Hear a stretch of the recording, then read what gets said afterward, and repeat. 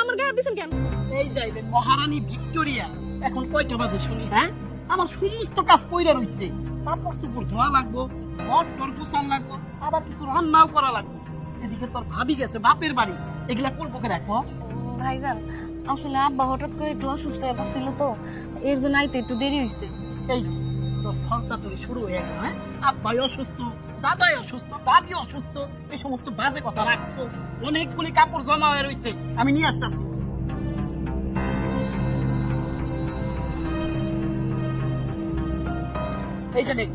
এই জন্য সাবান ভালো করে কাপড় চোপড় গুলো ধুয়ে ঘর তোমার সুন্দর করে গুছাবি, আর রান্না বান্নাটাও করিস। আমি এই ফাঁকে কাজটা সেরে আসছি। আচ্ছা ভাইজান।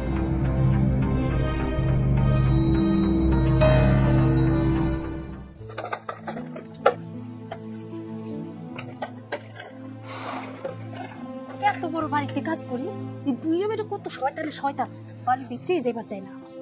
যত কাজ কাম আছে ডাইকা ডেকে নিব, আর বাসার নিচে থেকে করে দিব, থালা বাসন নিয়ে রান্না করে নিব। ইস, এই কারণে মুরব্বীরা কয় বুইরা মানুষ থাকার 50 টাকা দেনা থাকা ভালো। একটুখানি দেরি হয়েছে রে, কতটি কথা শোনাইলাম রে। কি করুম, গরিব হয়ে গেলাম, মানুষের বাড়ি কাম করলে তেমন নিব।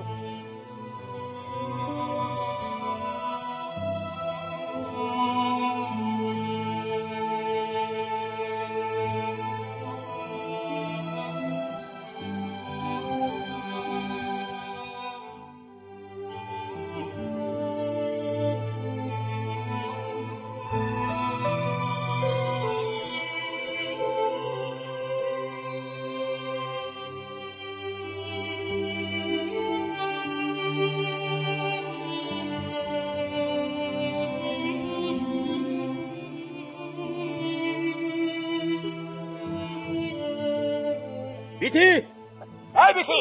হ্যাঁ ভাইজান, আইতাছি। ইস, এক কাম শেষ হইতে না হইতে আরেকটা কাম রেডি। এইটা কি করলাম? বাড়ির চাকরানির কাছে আমি সমস্ত দায়িত্ব দিয়ে এলাম, অথচ আলমারির ভিতরে আমার কত গয়না গাটি রয়েছে। না, এই কাজটা ঠিক হইল না। যাই দেখি, বাড়ি যাই।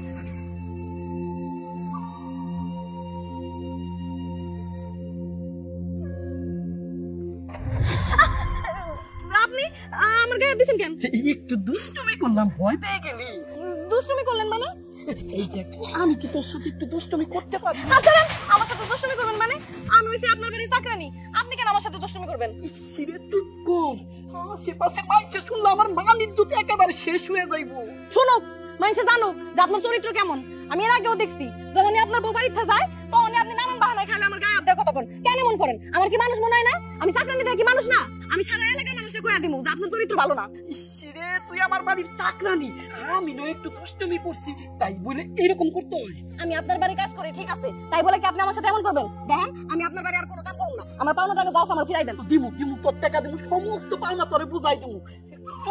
মুখটা বন্ধ কর। আমার টাকা আমার এক্ষুনি দিয়ে দেন, আমি তারপর যামুগা। আমরা তো মসজিদের ইমাম সাহেবের আমি মাইকে ঘোষণা দেব যে আপনার চরিত্র ভালো না। আর একটু ধৈর্য ধর, আমি পাই টু পাই তোর হিসাব নিকাশ বুঝাইয়া দিয়ে আমি খারাপ সময় দিকে আমার পাওনা টাকা দেন। আমার এই যে এনে 2000 টাকা আছে, যা এবার যা।